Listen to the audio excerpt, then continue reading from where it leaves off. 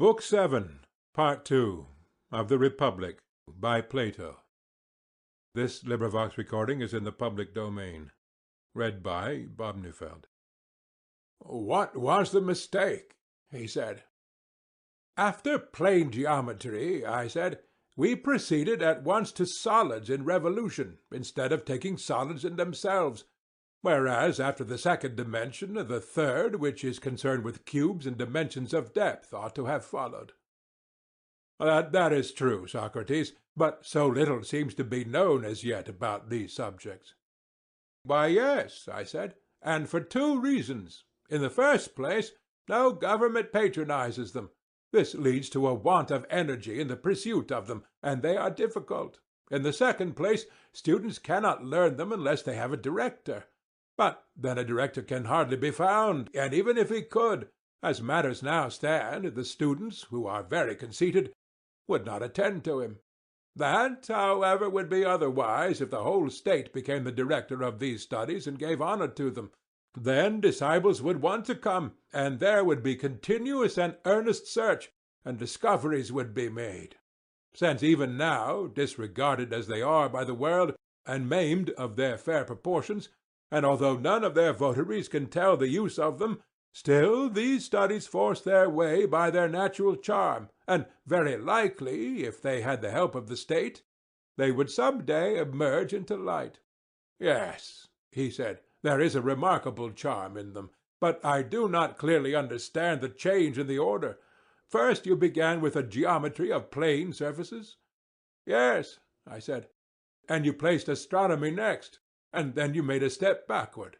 "Yes, and I have delayed you by my hurry. The ludicrous state of solid geometry, which, in natural order, should have followed, made me pass over this branch and go on to astronomy, or motion of solids." "True. Then, assuming that the science now omitted would come into existence if encouraged by the state, let us go on to astronomy, which will be fourth." "The right order," he replied. "And now, Socrates, as you rebuked the vulgar manner in which I praised astronomy before, my praise shall be given in your own spirit. For every one, as I think, must see that astronomy compels the soul to look upwards, and leads us from this world to another." "Every one but myself," I said. "To every one else this may be clear, but not to me." "And what then would you say?" "I should rather say that those who elevate astronomy into philosophy appear to me to make us look downwards and not upwards." "What do you mean?" he asked. "You," I replied, "have in your mind a truly sublime conception of our knowledge of the things above, and I dare say that if a person were to throw his head back and study the fretted ceiling, you would still think that his mind was the percipient, and not his eyes. And you are very likely right, and I may be a simpleton, but in my opinion that knowledge only which is of being and of the unseen can make the soul look upwards, and whether a man gapes at the heavens or blinks on the ground, seeking to learn some particular of sense, I would deny that he can learn, for nothing of that sort is matter of science. His soul is looking downwards, not upwards, whether his way to knowledge is by water or by land, whether he floats or only lies on his back. I acknowledge," he said, "the justice of your rebuke. Still, I should like to ascertain how astronomy can be learned in any manner more conducive to that knowledge of which we were speaking." "I will tell you," I said. "The starry heaven which we behold is wrought upon a visible ground, and therefore, although the fairest and most perfect of visible things, must necessarily be deemed inferior far to the true motions of absolute swiftness and absolute slowness, which are relative to each other and carry with them that which is contained in them, in the true number and in every true figure. Now these are to be apprehended by reason and intelligence, but not by sight." "True," he replied. "The spangled heavens should be used as a pattern and with a view to that higher knowledge. Their beauty is like the beauty of figures or pictures excellently wrought by the hand of Daedalus, or some other great artist, which we may chance to behold. Any geometrician who saw them would appreciate the exquisiteness of their workmanship, but he would never dream of thinking that in them he could find the true equal or the true double, or the truth of any other proportion. No, he replied, such an idea would be ridiculous. And will not a true astronomer have the same feeling when he looks at the movements of the stars? Will he not think that heaven and the things in heaven are framed by the Creator of them in the most perfect manner? But he will never imagine that the proportions of night and day, or of both to the month, or of the month to the year, or of the stars to these and to one another, and any other things that are material and visible, can also be eternal and subject to no deviation. That would be absurd, and it is equally absurd to take so much pains in investigating their exact truth. I quite agree, though I never thought of this before.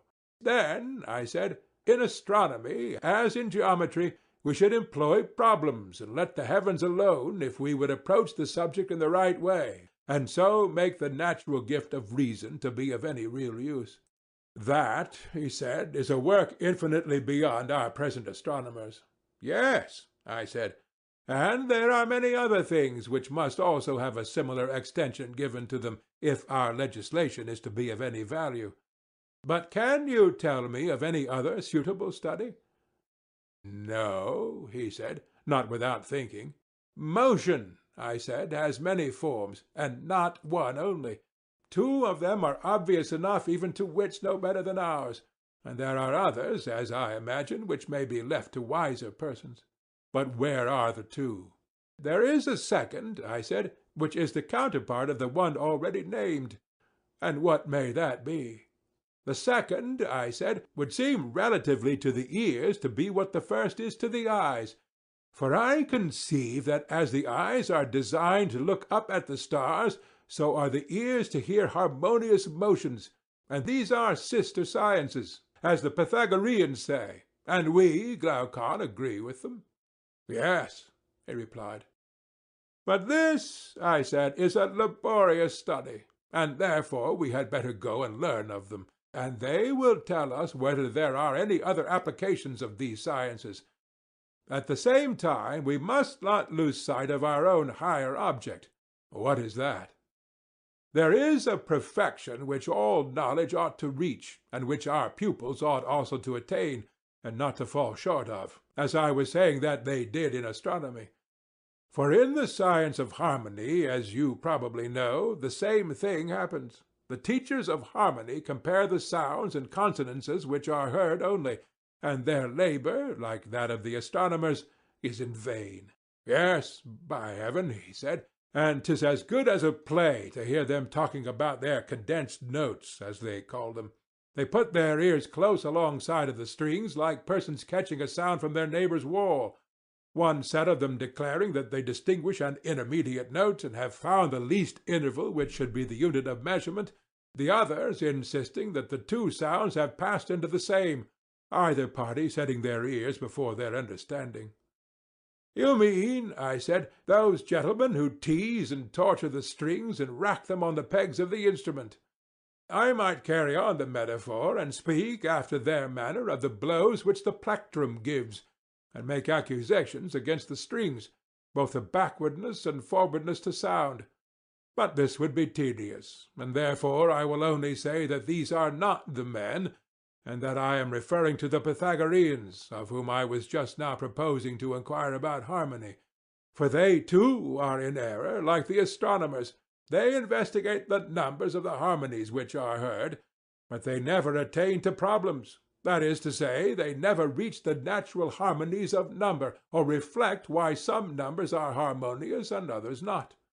That, he said, is a thing of more than mortal knowledge. A thing, I replied, which I would rather call useful. That is, if sought after with a view to the beautiful and good, but if pursued in any other spirit, useless. Very true, he said.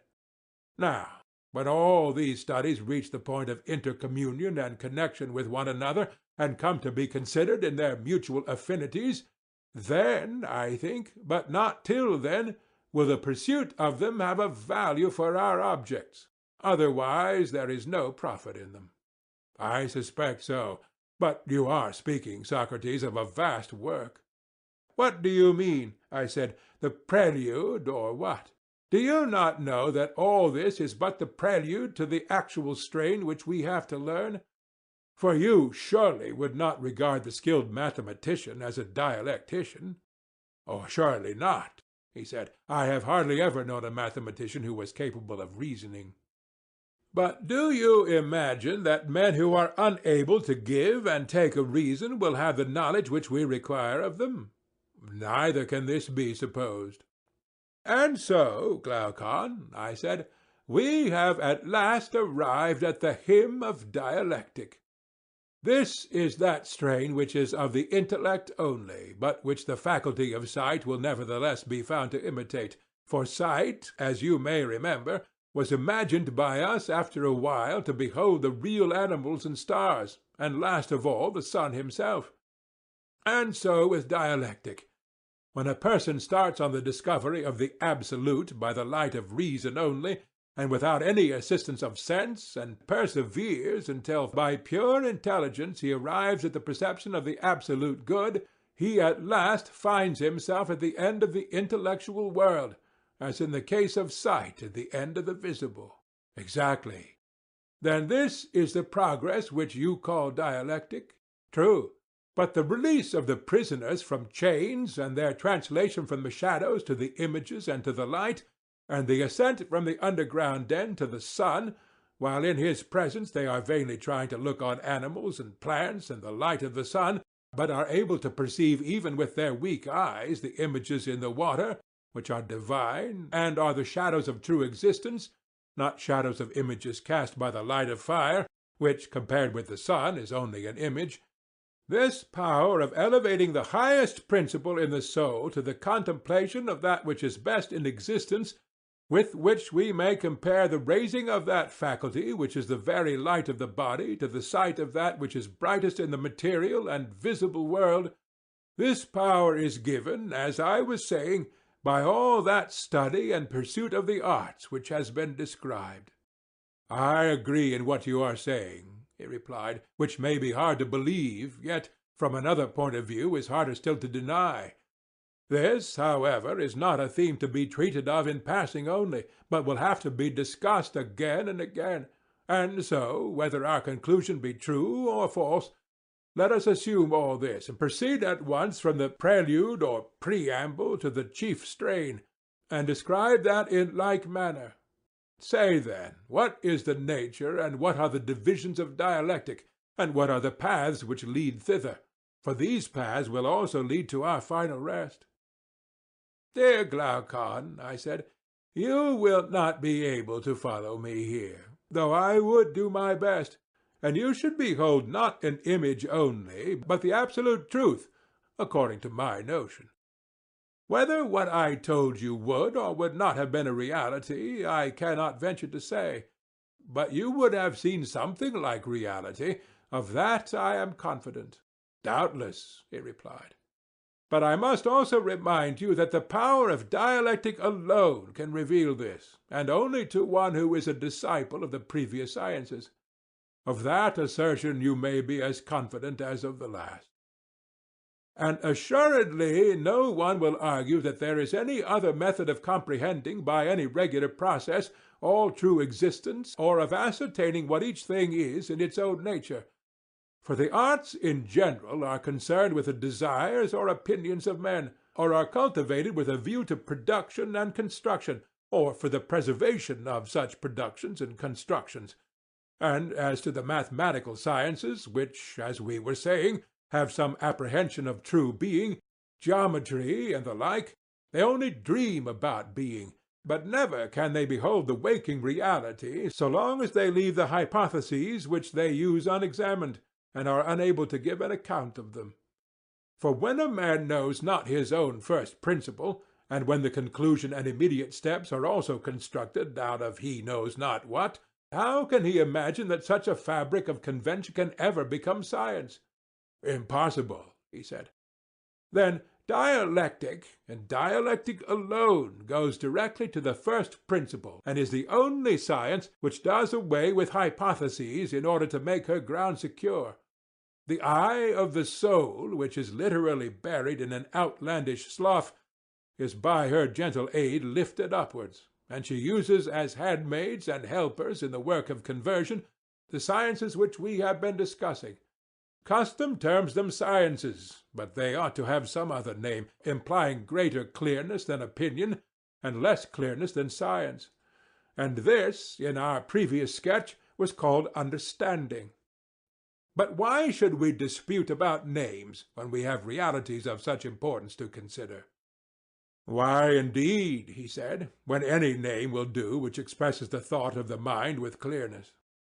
At any rate, we are satisfied, as before, to have 4 divisions, 2 for intellect and 2 for opinion, and to call the first division science, the second understanding, the third belief, and the fourth perception of shadows, opinion being concerned with becoming, and intellect with being. And so, to make a proportion, as being is to becoming, so is pure intellect to opinion, and as intellect is to opinion, so is science to belief, and understanding to the perception of shadows. But let us defer the further correlation and subdivision of the subjects of opinion and of intellect, for it will be a long inquiry, many times longer than this has been. As far as I understand, he said, I agree. And do you also agree, I said, in describing the dialectician as one who attains a conception of the essence of each thing, and he who does not possess, and is therefore unable to impart this conception, in whatever degree he fails, may in that degree also be said to fail in intelligence? Will you admit so much? Yes, he said. How can I deny it? And would you say the same of the conception of the good? Until the person is able to abstract and define rationally the idea of good, and unless he can run the gauntlet of all objections and is ready to disprove them, not by appeals to opinion but to absolute truth, never faltering at any step of the argument, unless he can do all this, you would say that he knows neither the idea of good nor any other good. He apprehends only a shadow, if anything at all, which is given by opinion and not by science. Dreaming and slumbering in this life, before he is well awake here, he arrives at the world below and has his final quietus. In all that I should most certainly agree with you. And surely you would not have the children of your ideal state, whom you are nurturing and educating, if the ideal ever becomes a reality, you would not allow the future rulers to be like posts, having no reason in them, and yet to be set in authority over the highest matters? Certainly not. Then you will make a law that they shall have such an education as will enable them to attain the greatest skill in asking and answering questions? Yes, he said, you and I together will make it. Dialectic, then, as you will agree, is the coping stone of the sciences, and is set over them. No other science can be placed higher. The nature of knowledge can no further go. I agree, he said. But to whom we are to assign these studies, and in what way they are to be assigned, are questions which remain to be considered. Yes, clearly. You remember, I said, how the rulers were chosen before. Certainly, he said. The same natures must still be chosen, and the preference again given to the surest and the bravest, and, if possible, to the fairest. And, having noble and generous tempers, they should also have the natural gifts which will facilitate their education. And what are these? Such gifts as keenness and ready powers of acquisition, for the mind more often faints from the severity of study than from the severity of gymnastics. The toil is more entirely the mind's own, and is not shared with the body. Very true, he replied.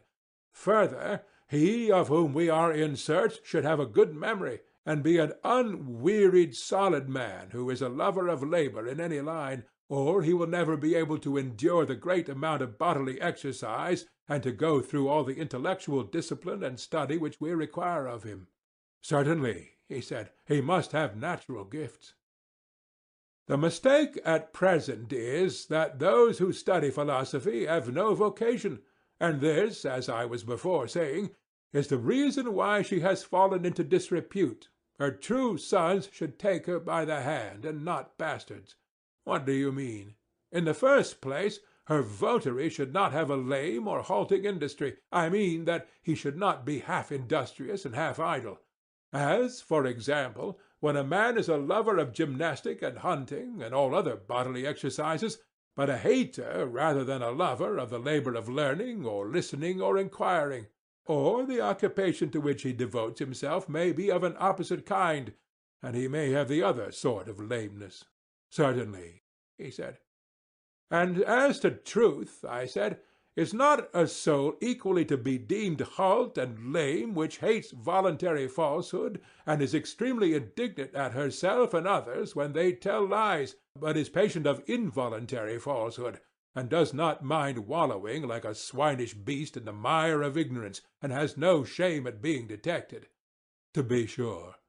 And again, in respect of temperance, courage, magnificence, and every other virtue, should we not carefully distinguish between the true son and the bastard?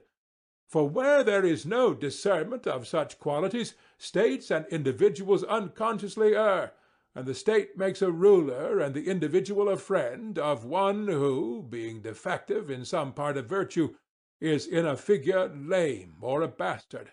That is very true, he said. All these things, then, will have to be carefully considered by us, and if only those whom we introduce to this vast system of education and training are sound in body and mind, justice herself will have nothing to say against us, and we shall be the saviors of the constitution and of the state. But if our pupils are men of another stamp, the reverse will happen, and we shall pour a still greater flood of ridicule on philosophy than she has to endure at present. That would not be creditable. Certainly not, I said. And yet, perhaps, in thus turning jest into earnest, I am equally ridiculous. Certainly not, I said. And yet, perhaps, in thus turning jest into earnest, I am equally ridiculous. In what respect? I had forgotten, I said, that we were not serious and spoke with too much excitement. For when I saw philosophy so undeservedly trampled under foot of men, I could not help feeling a sort of indignation at the authors of her disgrace, and my anger made me too vehement. Indeed, I was listening and did not think so. But I, who am the speaker, felt that I was.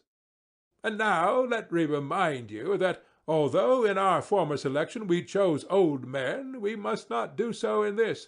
Solon was under a delusion when he said that a man when he grows old may learn many things, for he can no more learn much than he can run much. Youth is the time for any extraordinary toil. Of course. And, therefore, calculation and geometry and all the other elements of instruction, which are a preparation for dialectic, should be presented to the mind in childhood, not, however, under any notion of forcing our system of education. Why not? Because a free man ought not to be a slave in the acquisition of knowledge of any kind. Bodily exercise when compulsory does no harm to the body, but knowledge which is acquired under compulsion obtains no hold on the mind. Very true. Then, my good friend, I said, do not use compulsion, but let early education be a sort of amusement. You will then be better able to find out the natural bent. That is a very rational notion, he said. Do you remember that the children, too, were to be taken to see the battle on horseback, and that if there were no danger they were to be brought close up, and, like young hounds, have a taste of blood given them? Yes, I remember. The same practice may be followed, I said, in all these things, labors, lessons, dangers, and he who is most at home in all of them ought to be enrolled in a select number. At what age? At the age when the necessary gymnastics are over. The period, whether of 2 or 3 years, which passes in this sort of training, is useless for any other purpose. For sleep and exercise are unpropitious to learning, and the trial of who is first in gymnastic exercises is one of the most important tests to which our youth are subjected. Certainly, he replied. After that time those who are selected from the class of 20 years old will be promoted to higher honor, and the sciences which they learned without any order in their early education will now be brought together, and they will be able to see the natural relationship of them to one another and to true being. Yes, he said, that is the only kind of knowledge which takes lasting root. Yes, I said, and the capacity for such knowledge is the great criterion of dialectical talent. The comprehensive mind is always the dialectical. I agree with you. These, I said, are the points which you must consider, and those who have most of this comprehension, and who are the most steadfast in their learning, and in their military and other appointed duties, when they have arrived at the age of 30, have to be chosen by you out of the select class, and elevated to higher honor, and you will have to prove them by the help of dialectic, in order to learn which of them is able to give up the use of sight and the other senses, and in company with truth to attain absolute being. And here, my friend, great caution is required. Why great caution? Do you not remark, I said, how great is the evil which dialectic has introduced? What evil? He said. The students of the art are filled with lawlessness. Quite true, he said. Do you think that there is anything so very unnatural or inexcusable in their case? Or will you make allowance for them? In what way make allowance? I want you, I said, by way of parallel, to imagine a supposititious son who is brought up in great wealth. He is one of a great and numerous family, and has many flatterers. When he grows up to manhood, he learns that his alleged are not his real parents, but who are the real he is unable to discover. Can you guess how he will be likely to behave towards his flatterers and his supposed parents, first of all during the period when he is ignorant of the false relation, and then again when he knows? Or shall I guess for you? If you please. Then I should say that while he is ignorant of the truth, he will be likely to honor his father and his mother and his supposed relations more than the flatterers. He will be less inclined to neglect them when in need, or to do or say anything against them, and he will be less willing to disobey them in any important matter. He will. But when he has made the discovery, I should imagine that he would diminish his honor and regard for them, and would become more devoted to the flatterers. Their influence over him would greatly increase. He would now live after their ways, and openly associate with them, and, unless he were of an unusually good disposition, he would trouble himself no more about his supposed parents or other relations. Well, all that is very probable, but how is the image applicable to the disciples of philosophy? In this way. You know that there are certain principles about justice and honor which are taught us in childhood, and under their parental authority we have been brought up, obeying and honoring them. That is true. There are also opposite maxims and habits of pleasure which flatter and attract the soul, but do not influence those of us who have any sense of right, and they continue to honor and obey the maxims of their fathers. True. Now, when a man is in this state, and the questioning spirit asks what is fair or honorable, and he answers as the legislator has taught him, and then arguments many and diverse refute his words, until he is driven into believing that nothing is honorable any more than dishonorable, or just and good any more than the reverse, and so all of the notions which he most valued, do you think that he will still honor and obey them as before? Impossible. And when he ceases to think them honorable and natural as heretofore, and he fails to discover the true, can he be expected to pursue any life other than that which flatters his desires? He cannot. And from being a keeper of the law he is converted into a breaker of it? Unquestionably. Now, all this is very natural in students of philosophy such as I have described, and also, as I was just now saying, most excusable. Yes, he said, and I may add pitiable. Therefore, that your feelings may not be moved to pity about our citizens who are now 30 years of age, every care must be taken in introducing them to dialectic. Certainly. There is a danger lest they should taste the dear delight too early. For youngsters, as you may have observed, when they first get the taste in their mouths, argue for amusement, and are always contradicting and refuting others in imitation of those who refute them. Like puppy dogs, they rejoice in pulling and tearing at all who come near them. Yes, he said, there is nothing which they like better. And when they have made many conquests, and received defeats at the hands of many, they violently and speedily get into a way of not believing anything which they believed before, and hence, not only they, but philosophy and all that relates to it is apt to have a bad name with the rest of the world. Too true, he said. But when a man begins to get older, he will no longer be guilty of such insanity. He will imitate the dialectician who is seeking for truth, and not the eristic, who is contradicting for the sake of amusement. And the greater moderation of his character will increase, instead of diminishing, the honor of the pursuit. Very true, he said. And did we not make special provision for this, when we said that the disciples of philosophy were to be orderly and steadfast, not, as now, any chance aspirant or intruder? Very true. Suppose, I said, the study of philosophy to take the place of gymnastics, and to be continued diligently and earnestly and exclusively for twice the number of years which were passed in bodily exercise. Will that be enough? Would you say 6 or 4 years? He asked.